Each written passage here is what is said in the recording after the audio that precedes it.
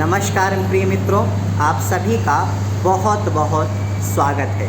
मित्रों, आज एक विशेष विषय पर जानकारी लेकर के आपके सामने उपस्थित हुआ हूँ। आपने कभी न कभी चीका, तेली, प्योसरी, जो भी जिस नाम से आप जानते हो, कभी न कभी अवश्य खाई होगी और दूसरों को भी बड़े प्रेम से खिलाया होगा। क्या वह खाना चाहिए? शास्त्रीय मर्यादा उसमें क्या है? शास्त्रीय वचन क्या है? शास्त्रीय निर्देश क्या है?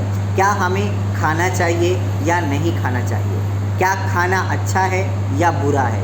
क्या हमें दूसरों को खिलाना चाहिए या स्वयं खाना चाहिए? आज इसी पर बात करने वाले हैं। तो यह जानकारी बहुत रोचक है। आपको हम बता दें, कोई भी क्रिया हो उस पर हमारे शास्त्र क्या कहते हैं, इस पर पूर्ण जानकारी लेने के बाद ही करना चाहिए। क्योंकि गीता में ऐसा लिखा है कि कोई भी क्रिया सिद्धि को तभी प्राप्त होती है जब वो शास्त्र के अनुसार की गई हो, अन्यथा वह विनाशकारी होती है। और जो क्रिया आपके स्वास्थ्य से जुड़ी हो, आप उसको खा पी रहे हो, तब यह और ज़्यादा अनुकरणीय हो जाती है, क्योंकि उससे आपका स्वास्थ्य जुड़ा है।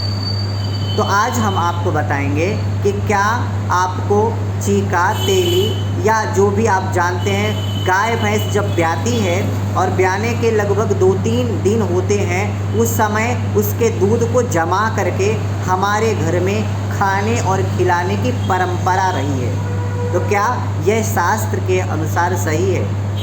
इसको आज जानने वाले हैं। तो हम आपको बता दें कि इस पर अनेक शास्त्रों के मत हैं। एक शास्त्र नहीं बल्कि अनेक शास्त्र पुराणों के मत हैं कि इसको हमें खाना चाहिए या नहीं खाना चाहिए। तो आपको बता दें कि यह जो दूध है और दूध से बनी हुई वह जो जमा हुआ दूध है, उसको कभी भी नहीं खाना चाहिए और शास्त्र के द्वारा सख्त निर्देशित है कि इसको खाने से अत्यंत अशुभता होती है, अनेक प्रकार के संकट और रोग उत्पन्न होते हैं। ये ऐसा लिखा है, अभोज्यम चाप पेयम चा धेनो दुग्धम मनिर्दशम। गाय भैंस जब ब्याने के 10 दिन जब तक ना हो जाएं, तब तक उसके दूध को खाना भी नहीं चाहिए और पीना भी नहीं चाहिए। सिर्फ इसी चीज़ को बताने के लिए लिखा है, अभोज्यम चाप पेयम, ना तो पीना चाहिए और ना ही खाना चाहिए। इस बात का हमें सदैव ध्यान रखना चाहिए।